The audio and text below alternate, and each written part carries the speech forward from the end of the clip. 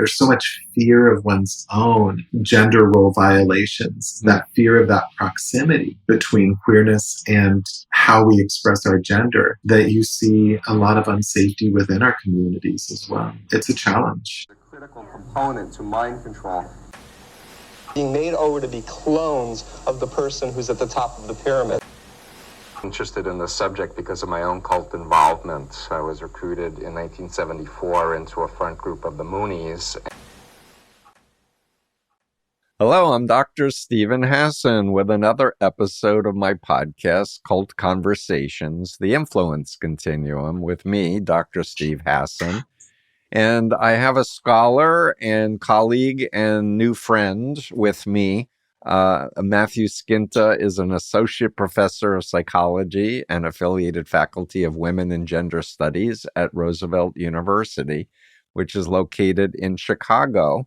Matthew, I met you at a Harvard Psychedelic-assisted psychotherapy conference where you presented and I presented, and I just thought, would you please come on my podcast and share your expertise? Because I thought your presentation was really important, valuable. And my listeners know that I support LGBTQ, trans rights, and human rights of all kind, women's rights, indigenous rights, minority religion rights, etc. Just a few more laudatories about you before we jump in. You're a peer-reviewed trainer of acceptance and commitment therapy, a certified teacher of the compassion cultivation training. I'm going to ask you to talk about that. You've written and edited books on affirmative psychotherapy to mitigate the effects of sexual and gender minority stress, offered clinical consultations and psychotherapy workshops around the world. And your work is at the cutting edge of what the Trump administration is trying to stamp out in their aggressive, regressive, we only have two sexes, homophobic, xenophobic, and all the other phobic stuff that they're pushing. And so we're both like putting our integrity out there for the planet to hear what we human rights people, therapists, think is really important for how we can live on a planet together. And there's more I could say laudatorily about your expertise, but let's dive in. And maybe you can tell us of your backstory and how you decided to join academia and become a tenured professor and do all the work that you're doing. Welcome. Thank you. And I'm so happy to be here. I went back and forth between wearing a pride shirt or something psychedelic, and I realized I had something right in between. So Great. I started my story. This may be appealing to your listeners. Really, with my religious upbringing. When I was 6, my mom, who had been raised Catholic, as in my father, remarried a Southern Baptist. Mm-hmm. And I was as young as 7 the first time that I recall hearing a minister speaking about AIDS as God's plague against homosexuals. This would have been in the 80s, late 80s, so a very popular message at the time. And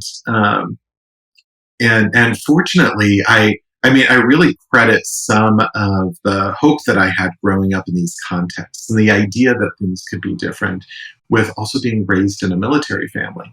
So when I was 8, we went to Germany for a couple of years, to the Netherlands until I was 12, during what looks historically like their most liberal peak. So I was in Dutch host nations classes, which host nations are just what the Department of Defense schools call the language classes, where there were op-eds in the local paper.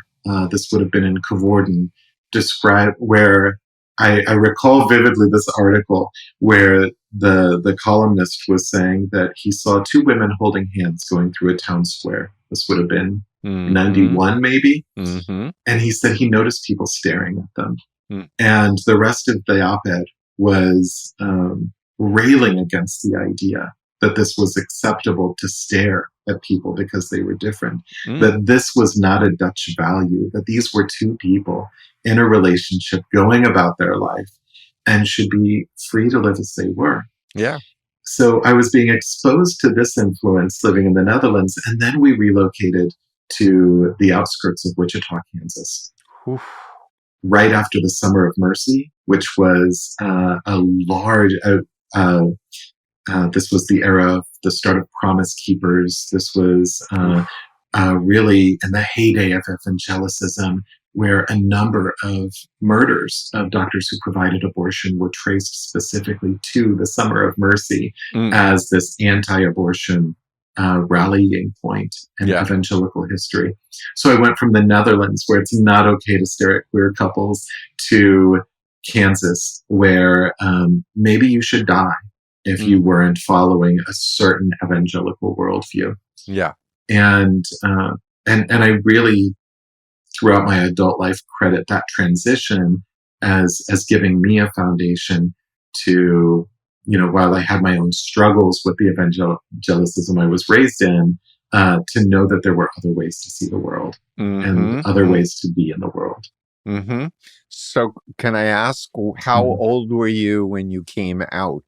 And when did you realize you were not straight heterosexual like the Southern Baptists and Catholics want people to be? I definitely realized for myself at probably age 10. So, but it did not feel safe to come out in my family because of their own conservatism. And I recall, I'm realizing as I was thinking ahead for this conversation, I realized I've never tried to look this up in recent years, but I recall rumors of the mental health clinic that my mom worked at. She was a psychiatric nurse. That they had a reputation for fudging paperwork so that middle-class conservative families that wanted to hospitalize their queer teens could do so and have it documented as depression or anxiety so that they could bill their insurance provider. This was in Kansas, so bear in mind this was one of 4 states with anti-sodomy laws that defined any sort of gay sex as a felony until the Lawrence decision overturned that in 2003.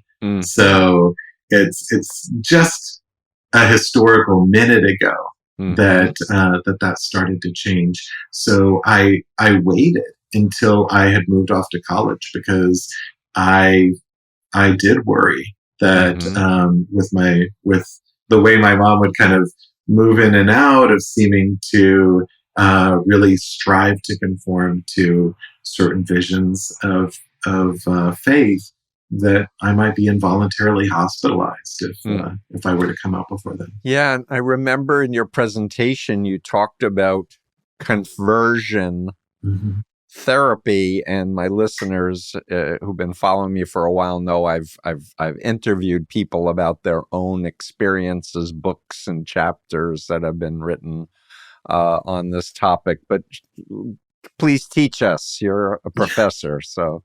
Yeah. I'll, to start with, for a caveat for myself, please. While I was certainly exposed to a lot of messages related to praying the gay away and was probably targeted for some books and things like that by youth ministers because I was never the most aggressive or sporty kid.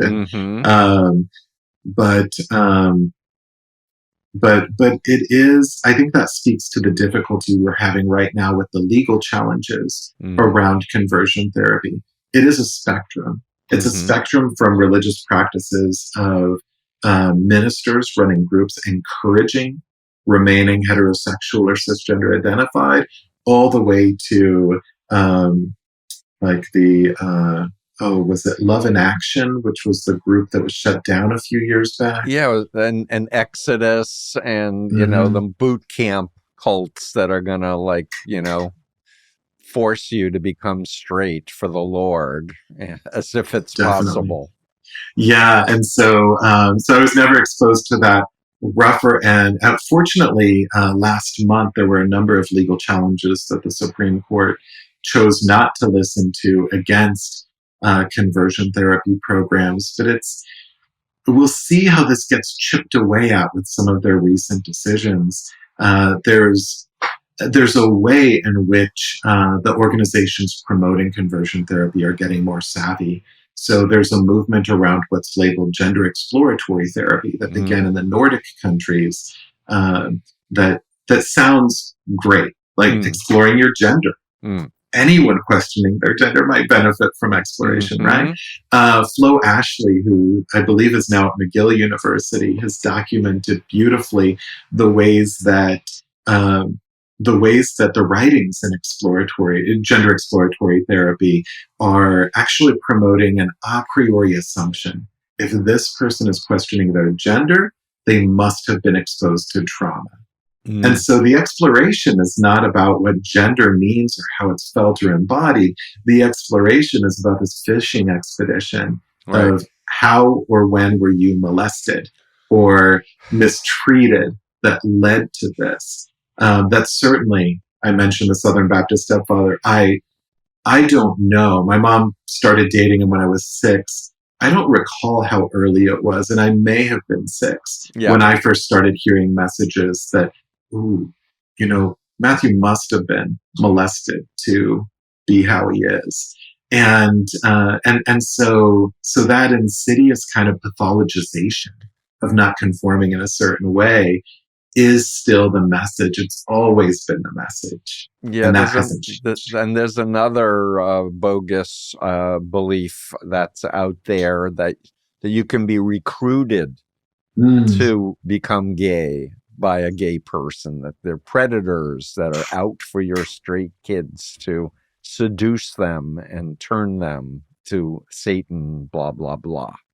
So just wanted to add that little ditty in there. Yeah, and the Supreme Court did just enforce or take the side of religious conservative groups in a lawsuit in, I believe it was Massachusetts, where parents were wanting to opt their kids out of stories child-appropriate stories for children that happen to have characters that were gender diverse or maybe in same-sex relationships. And they were arguing that this is interfering with the free practice of religion.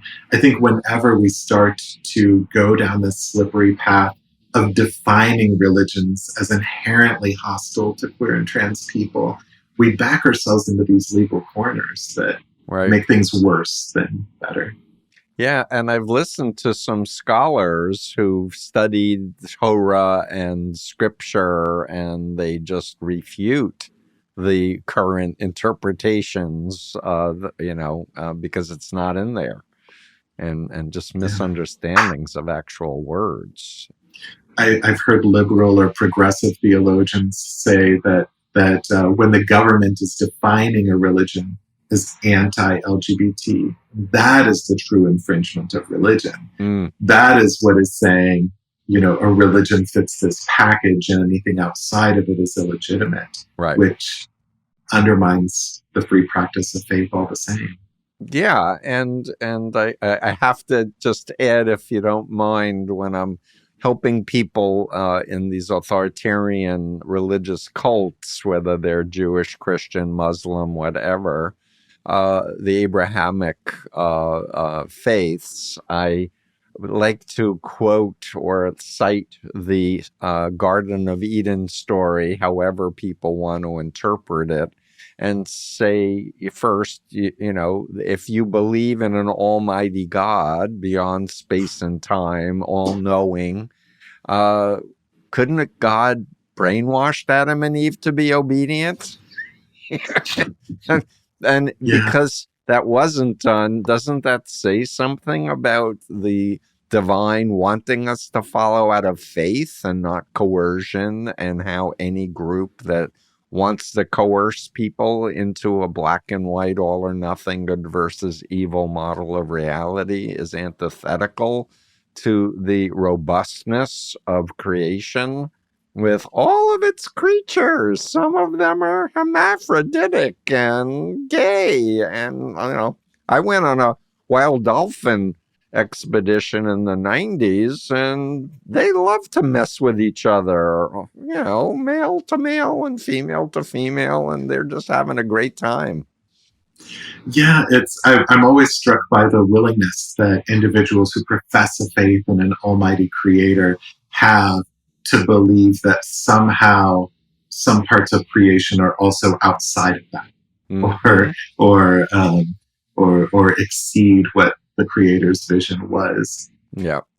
So please, I know that it's been a couple of months since we did that Harvard course together, but you had so many great nuggets in there to teach therapists. The people there were therapists, like mm-hmm. the kinds of things you wanted people to expand their minds, and with psychedelics, please incorporate some comments about that too. Yeah. I'd love to start with, I'll start with the bad before we get to the good, because as much excitement as there is right now about the psychedelic renaissance and all of the ways that we're seeing promise in these areas of therapy, and there are a lot of questions we still have about when and for whom and for what these might be best for.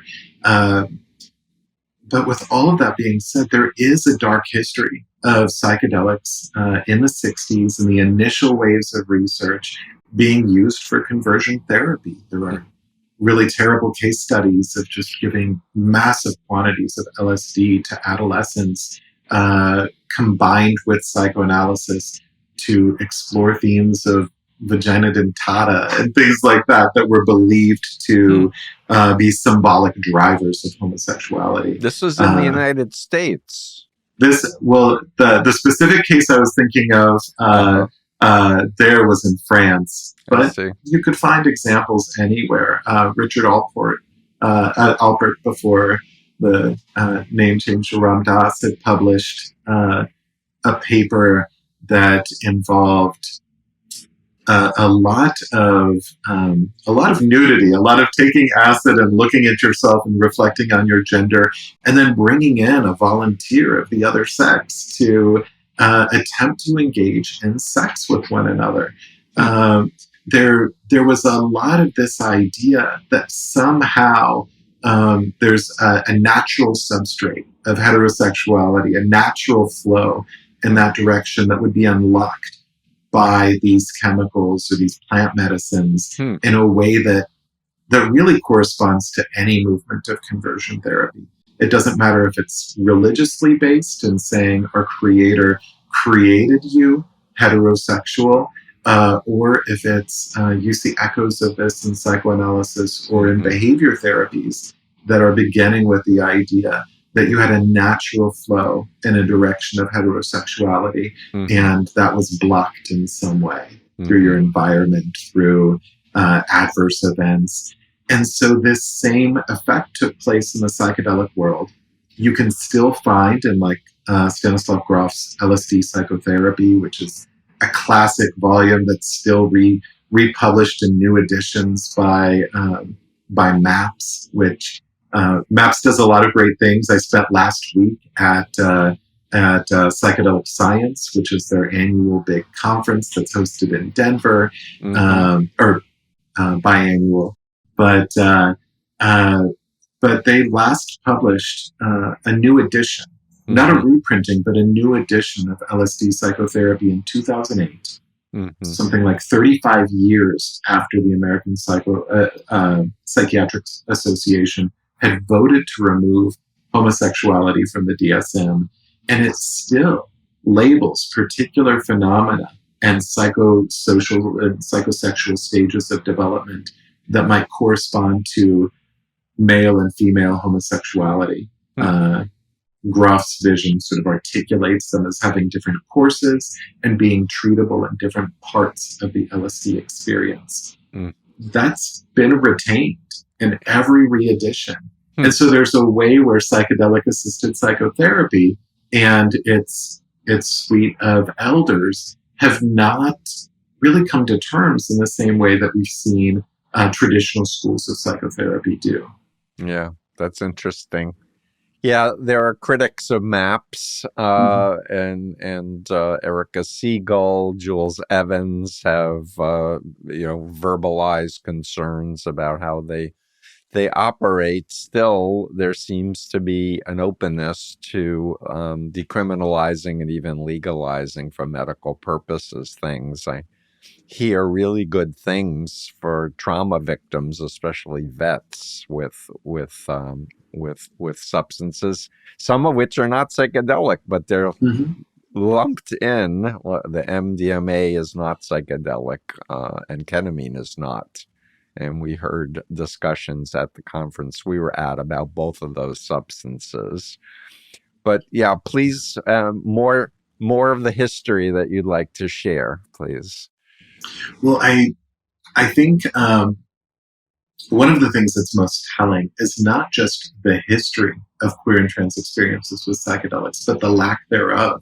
We have Mm, this smattering of case studies. We know that it was being done. We know that it was being done behind closed doors. It was rarely being written up, not in the same egregious ways that abuses of Black men who were being uh, exposed to massive quantities of psychedelics and really punitive and meaningless research back in the day. mm, Um, you don't get that same kind of gloating proliferation of studies, but then you get this absence, this lull for decades. There mm, was, if we're not focusing on change, we don't really care. mm, And more recently, what you see, and I'll admit, while they were lovely scholars whose work that I love, I was a little disappointed at psychedelic science this past year because of the handful of panels and symposia on queer and trans issues related to psychedelia and the psychedelic-assisted therapy movement. Um, there was still this core emphasis on ours are voices that belong. We should be here. We should have a place at the table, which is important and which is great. But I went in there my first time at this conference, and I'm relatively new in the grand scheme of things to the psychedelic world, right. thinking, is this as far as we've gotten? Mm, Is this as have when you look at the publications out there, you have a handful of recent case studies showing how psychedelics seem associated with self-acceptance yeah. for both trans and gay, lesbian, and bisexual people.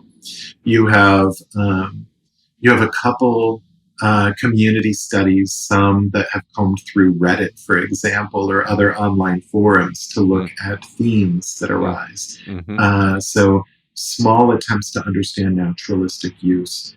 I saw a recent study that was looking at national data on substance uses, finding that there were associations between lifetime psychedelic use in heterosexual individuals mm, that showed some protective effect towards psychiatric illness or diagnosis.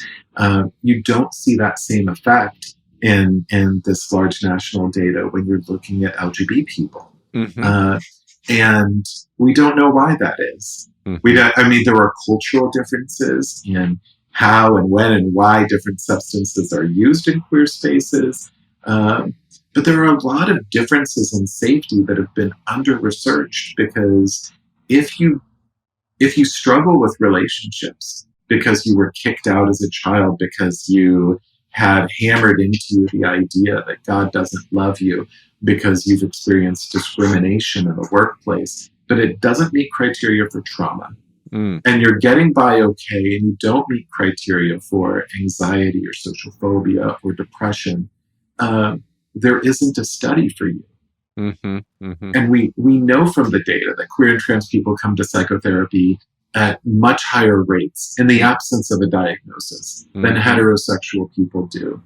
You don't even see much of a gender difference there when you look at those who have a binary identity as a man or a woman, when you look at queer people versus straight people. right. So you see these differences in going in, which I assume, reading through the lines of decades of research, are because of these relational ruptures. How do I feel emotionally safe enough to move through life in a Yeah. way that's meaningful and that matters? that some of these things clustered within the psychedelic space, the classic psychedelics as well as MDMA, for example, might profoundly affect. They might profoundly affect our sense of social safeness, but I don't see that work being done. Yeah, so I guess I want to say since January 20th, things have gone backwards with the Heritage Foundation's Project 2025 master plan, pushed by Opus Dei, I might add, a Catholic extremist cult that Pope Francis and Pope Leo have lowered their status because they were actually preaching that the Pope was satanic, and because he was talking about Jesus and immigrants, horrors upon horrors. But how dare he? But when before we started recording, you said I've had grants canceled since this administration. Like, talk about the suppression of research and persecution. I mean, I think of it as persecution of gay folks. Yeah, I feel the need to clarify. I'm not a PI on any of these grants canceled. I'm a member of data monitoring safety boards and other your peripheral principal roles. Investigator is PI for those people. Oh, yes. It's not a private investigator. Yes. So Sorry the principal. to interrupt. Yeah. So I'm not a person that any of the grants were in my name, but those that colleagues I work with and had associated with or advised on, I would see them all get canceled. And there was a form letter that basically everyone received, and a lot of people were comparing notes on this through the Division 44 list, which that's the Sexual Orientation and Gender Diversity Society for the American Psychological Association, that a form email would go out essentially saying research that's inclusive of specifically of gender identity or trans people, and sometimes they'd use the phrase gender ideology, is bad science. And therefore you do bad science and this is no longer funded. And this was occurring with studies that were very close to completion, multi-year grants. This was done with grants that had just been referred for funding and had not started receiving resources. So there's this across the board stoppage of studies that are related, and it's not necessarily the case that any of this research was particularly political in any way. I have a colleague, and she's quoted about this in a number of papers. So I think I can name her Christina Warrener at Harvard University, who she does genetically based archaeological research, and her studies were some of the first that were being targeted by the national by the NSF, National Science Foundation. Yeah, that she had a study where they were going to be exhuming mummified remains at Mayan archaeological sites and using a mix of genetic and physical evidence to piece together what they could about pre-colonial societal structures. But they had used the word gender and gender roles and in reference to the research that they would be exploring based on these mummified remains. And so it was on one of the earliest lists of targeted studies at Harvard that was going to be funded. And I bring this up just because of the 14 that I think Ted Cruz had released on a list early on. Something like 9 of them were geological surveys that had made reference to inclusion in the sense of mineral deposits that were incorporated into magma flow. So they were doing very sloppy word searches and just saying all of this has to go. Right. So this damaging widespread cancellation of science is inclusive of, but expands beyond research that's relevant to queer and trans people, to And there's a a lot whole of list of things. words now that I've been told has been scrubbed off the White House Mhm. website and such. I think we should include a list of the bad words, bad Definitely. words. DEI, bad, Well, there was international news coverage about the Enola Gay that dropped the first atomic bomb being scrubbed from the Oh, Smithsonian site gay, because, right. Enola yeah, Gay. Yes, that's exactly. evil word. It just should Hmm. be Enola. Yeah, yeah. It's God just forbid. Yeah, absurd. It's yeah, absurd. It's 2025. Oh my God. It's yeah, just awful what's happening. yeah. And you can still find. Well, actually, with this, was it just this morning? There was a Supreme Court ruling that now says that national injunctions can't go into effect from individual federal judges. Although this was just ruled on, so we'll have to wait and see. I haven't read the decision to know at what level national injunctions can occur if they can. Yeah, we're interviewing on June 27th, and it's, I think, the last day of the Supreme Court. So I think there are 6 major decisions, including birthright citizenship, which we haven't heard about, which is part of the 14th Amendment, as I understand it. It's one of our guarantees. And yeah, it's so upsetting to see the lies and the takeover and the hacks that unqualified people, Robert Kennedy saying vaccines and this measles outbreaks now. It's just obscene. It's very disheartening. Yeah, this case came to mind in part because of a very early executive order that was intended to remove all information referencing sexual orientation and gender identity at the HHS website Yeah. and Health and Human Services, uh, and a federal injunction required that those articles go back online. Of course, a number of them had nothing to do with sexual orientation or gender diversity. The same Right. sloppy word search approach was taken. But when you look at those articles now, if they're still up, that with this new ruling, these injunctions may have been overturned, but you would see this disclaimer added before each of those articles saying per an injunction February 2025, we must make this available, but the administration would like to point out that this incorporates gender ideology, which we know to be bad science. And this was kind of shocking to me because I'd done a research sabbatical in 2021 in Poland. And while the Law and Justice Party in Poland was incredibly anti-LGBT, maybe it was Law and Order Party, one of those, that while they were incredibly anti-LGBT and frequently made reference with this boogeyman term of gender ideology, a lot of sociologists in Poland had made clear this was an empty phrase. It was never defined as meaning anything clear. It was sort of vaguely thrown into speech to reference a threat against the traditional family or the way things were.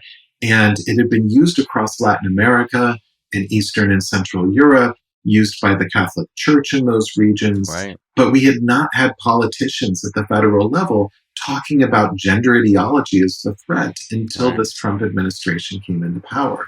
And that marks a certain sort of shift in the type of rhetoric we're getting and the type of empty words that we're getting, positing any sort of diversity as a threat.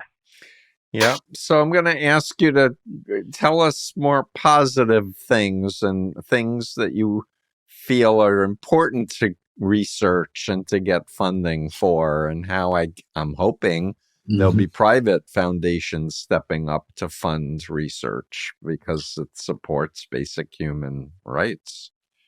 Yeah, definitely. I'm thinking that, or I'm hoping that will be the case as well. When I think of where we need to go, and especially when I think of diversity and queer and trans inclusion, Paul Gilbert, who founded compassion-focused therapy in the UK, has recently made a distinction between what he calls social safety and social safeness.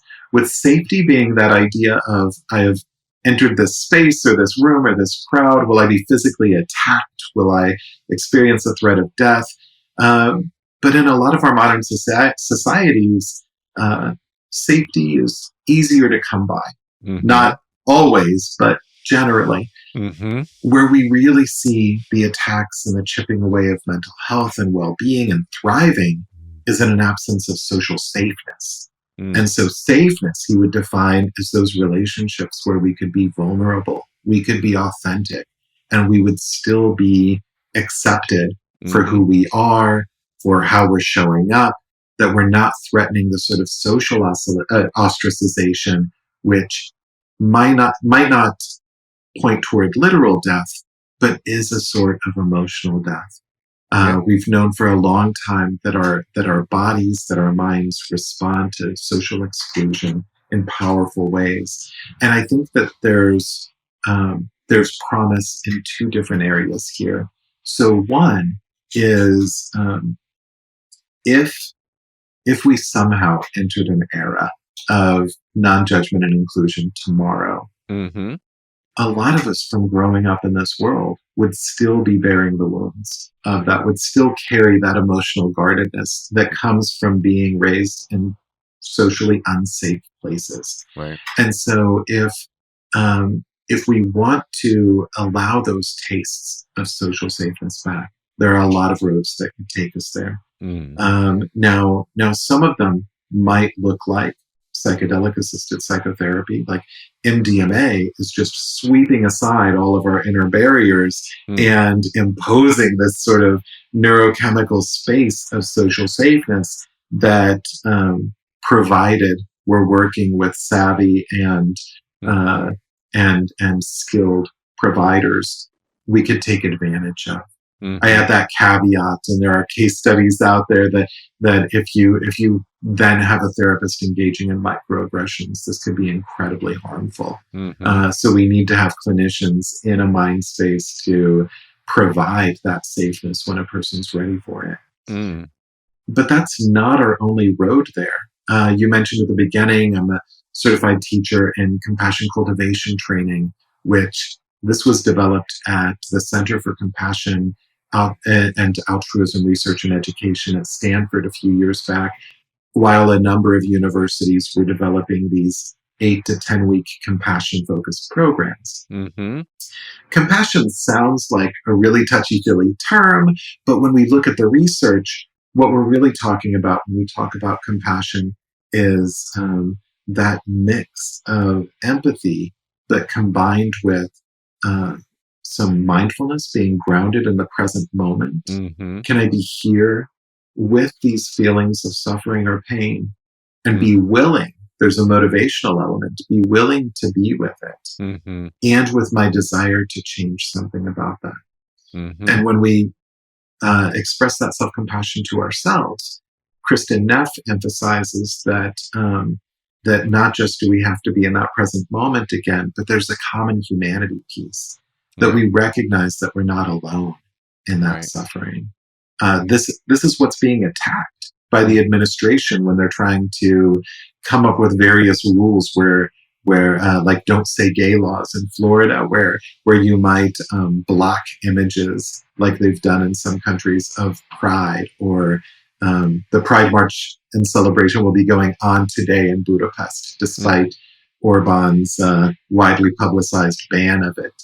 But these attempts to remove queer and trans voices and faces and images from public life are all about undermining our sense of common humanity. They're attacking our ability to say, I'm part of the tribe. I'm part of this group. Yeah, and there's been an out-and-out assault on empathy. Like empathy is a weakness, a character flaw, as opposed to my position, because I'm outspoken against cult leaders who are malignant narcissists, and narcissists lack empathy. So for me, I look at their attack on empathy as because they don't have it. They want to make it a bad thing if anyone has it, instead of seeing that it was a lack of love and security, probably in their earliest attachment, at least that's the current theory, that they didn't get the attention and the love in the first few years of life from their primary caregiver. But now all of a sudden, empathy is a flaw and a sign of weakness or compassion. And yet, if we really want to talk religion, it's really about compassion. Love God with all your heart, mind, and strength, and love your neighbor as you love yourself. Loving others and loving yourself. And that includes compassion, to realize we're not perfect. We make boo-boos, we make mistakes. And that's where faith and repentance, if we acknowledge that we wronged somebody, we hurt their feelings. You mentioned microaggressions a moment ago, which are not an overt, threat, but there are these little nudges of threats that still undermine a sense of feeling safe when you're with somebody. Yeah, and that's the potential I see with, there's a pilot I did with a former student who's now in independent practice herself, Jessie Simonetti, where we took this compassion cultivation training and worked with a really diverse, in terms of age, race, ethnicity, really diverse group of queer and trans people in San Francisco. We're still wrapping up writing this up with our colleagues, but we found marked changes. And these compassion interventions that are meditation based, it's really a type of exposure therapy, but it's sitting with vividly the practice of imagining receiving the warmth and love that you need, and being with and staying with all of the discomfort that brings, because we learn to associate it with threat when the people that we think we can trust and love the most, our family, our religious leaders, then turn on us. And we learn how fickle that is. There's a lot of the research on shame and complex trauma points to this idea that of betrayal is at the heart of it. When you learn that the people that you feel safest and closest to might also turn on us in a way that feels dangerous and unsafe, then that's what makes it hard to be so open, so vulnerable, so authentic. Yeah, I can honestly attest. I've been speaking out about cults for 49 years since I got the program from the Moonies, and I got a tough skin when I'm being criticized by cult members and called names and everything else. But when someone who purports to be a colleague who is critical of cults starts calling me names and accusing me of things I've never done, it really hurts more. I mean, I've gotten a thick skin to several individuals who've shown that they have other agendas than being honest and truthful and caring about the big cause, the big picture of countering authoritarianism. But no, it hurts when somebody you trust betrays you. It's really hard to trust them again. Yeah. And it's really hard to, we're not wired for multitasking. It's really hard to move through the world knowing when to have the thick skin and when we could allow the armor to fall off and to really feel safe with someone. Yeah. And, but if we don't do that, if we don't have that capacity, that's what robs us of the ability to heal, the ability to thrive. As I'm talking about all these things, thinking of queer and trans populations, I can't help but be aware of how much this must map on to every ex-cult member's experience. Yeah, I mean, for you're sure. roped in by the love. And there's a lot of authoritarian religious cults that people are raised in with corporal punishment. I love you, whack, with a belt, with a paddle. Yeah. I interviewed a woman named Monty Mader who grew up. She had a bullwhip that her father would use on her and forced her to memorize scripture.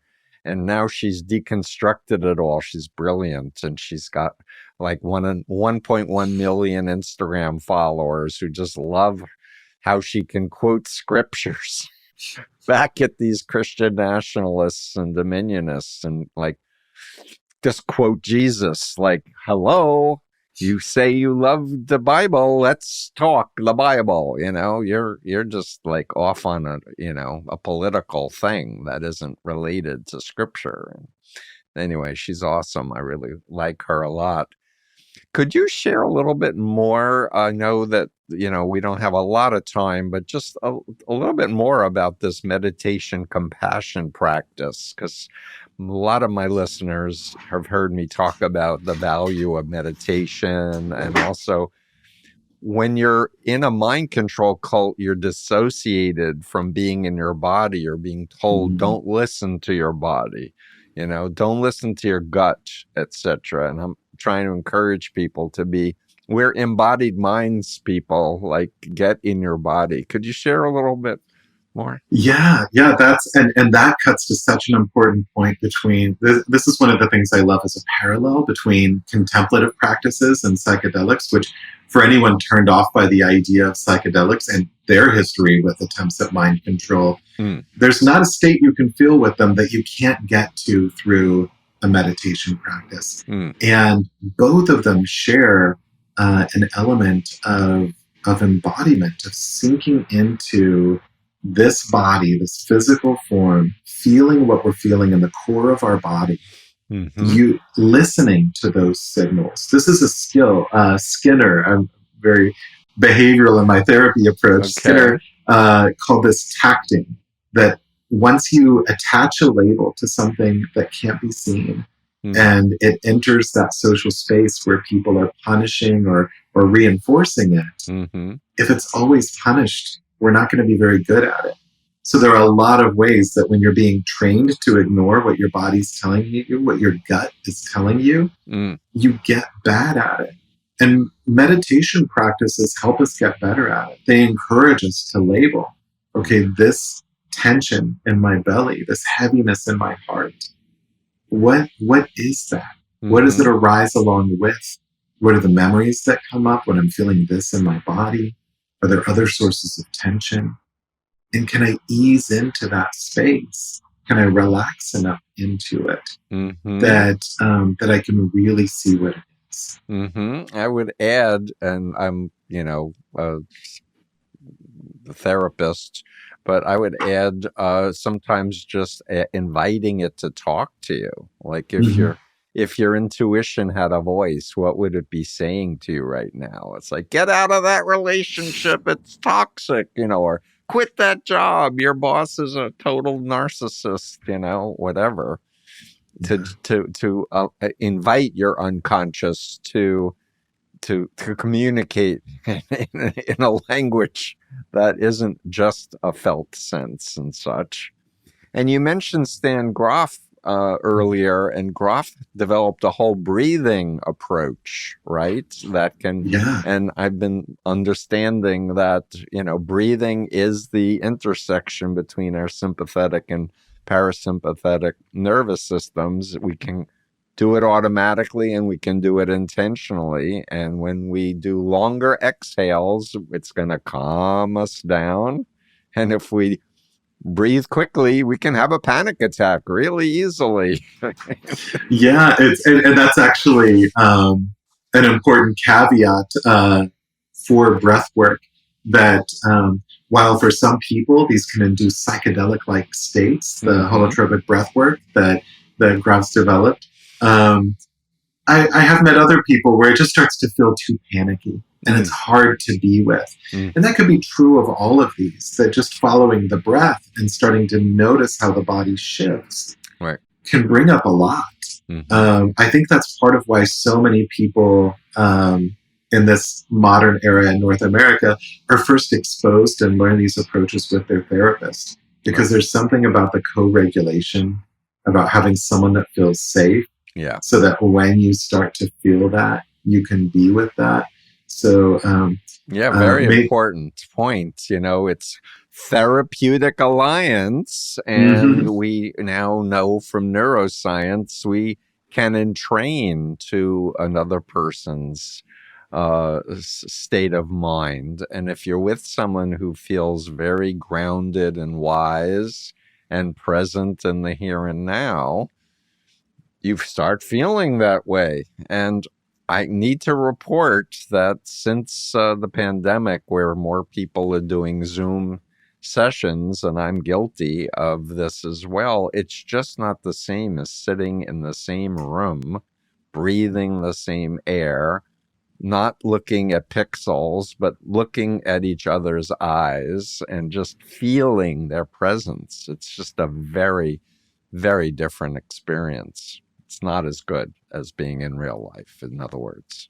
No, and it takes so much more effort for, you can with some clients, and depending on positionality, watch sort of the pace of breathing in the chest, or probably like I think this only gets talked about among therapists, of like we learn to train ourselves at certain moments to stare into the camera instead of to stare at the screen, so that we can use our gaze to amplify our co-regulation. But there is such a felt sense of it, and I think this comes up as well. We see with group interventions with psychedelic-assisted therapy, the ways that group bond can be so predictive of outcomes, as well as at least in my personal experience as a meditator, I think there's something so powerful about practice with a group. It's not just, can I ease into this moment and be with what there is to feel here? Right. Can I do that while I'm hearing the person next to me cough or cry or struggle with their own experience? Right. And can we all be in this together? Can I be aware that they're going to hear when I'm struggling and they'll be able to tell? There's point. A vulnerability of just being bodies together doing this work. Yeah. And I'll add, there's another side of the spectrum where people can over empathize with other people's distress, where their boundaries are not firm enough, where they can be present with someone's pain, but not get totally taken over by, especially if they're trauma victims. It's something I had to learn to stay being a professional therapist, because the stories I would hear would just blow me away at first, and I would just burn out over and over again. I'm like, I can't do this anymore. Till I understood you can be present and empathize, but keep your energy, intact. And it is something that you really have to work at to get good at that balance. Definitely. Some more wisdom you want to share as we are winding up our interview? I'm really appreciating getting to spend this time with you and learn more about it. I live in Massachusetts, and there's a huge gay and trans population here in Northampton. And I'm hearing more and more that people are moving from red states to Massachusetts because they want to feel safer and more accepted. There's this concept of rejection sensitivity that's been really researched in queer and trans spaces, but that when you're aware that discrimination might be hidden, might be masked, might be unclear, then anything that adds to the ambiguity makes it a lot of cognitive work to know if you're safe or not. And so not knowing what the law said, it makes so much sense that you want this body to be in a place like Massachusetts, or I'm here in Illinois, where you know that there are certain protections in place. But I'm also just so struck as we're talking, and there's that pull to reflect on shared experiences with challenging religious groups, that what's good for queer and trans people is what's good for all of us. All of us need to be safe to be in our bodies, fully embodied, to feel that sense of social safeness. And it gets wrapped up in our laws, but it also gets wrapped up with our neighbors, with the groups we're with the therapists we find. That it's so important to be mindful of how we're being with one another's pain in this era. Yeah. As we were just talking, I was thinking back of my interview with John Sawyer, a gay man who wrote a chapter and spoken out about his exorcisms in his religious cult experience, and how after multiple traumas of believing he had demons of gayness in him, the guy that was presumably the Lord's, appointee was caught with gay relations and this self-hatred from being raised in one of these homophobic environments where people who are gay externalize the hatred and demonize the other because they can't come to terms with their reality. And we see that so much with anti-trans movements within gay, lesbian, and bisexual circles of, okay, so maybe I've come to accept myself, but because I'm at least conforming to what a man or a woman should be, there's so much fear of one's own gender role violations, that fear of that proximity between queerness and how we express our gender, that you see a lot of unsafety within our communities as well. It's a challenge. Yeah, and instead of questioning the whole frame of is it really a sin to be true to yourself if you're one of God's creatures, instead of really investigating that versus this black and white, all or nothing, good versus evil, simplistic frame. And now we have a political administration that's trying to codify this by using the Opus Dei Supreme Court and the Heritage Foundation Project 25 stuff. And yikes. So Matthew, thank you for being you. You are a tenured professor of psychology. You're affiliated faculty of the Women and Gender Studies at Roosevelt University in Chicago, Illinois, peer-reviewed trainer of acceptance and commitment therapy. And you have global work on adaptation and advancement of cognitive behavioral therapies for work with sexual orientation, gender diverse folks. You have an award of fellow status of the American Psychological Association's Division 44 and 52, and the Association of Behavioral and Cognitive Therapies, and the Association for Contextual Behavioral Science. And thank you for being a leader, by standing up and saying, hey, we need to advance science. We need to really, really advance it in a way that's human and compassion and wisdom based. I'm adding the wisdom, but I think you're pretty wise. Oh, thanks. I think you are too. And this was such an honor. Thank you for having me here. Yeah, my pleasure. Take care and stay in touch. Thank you.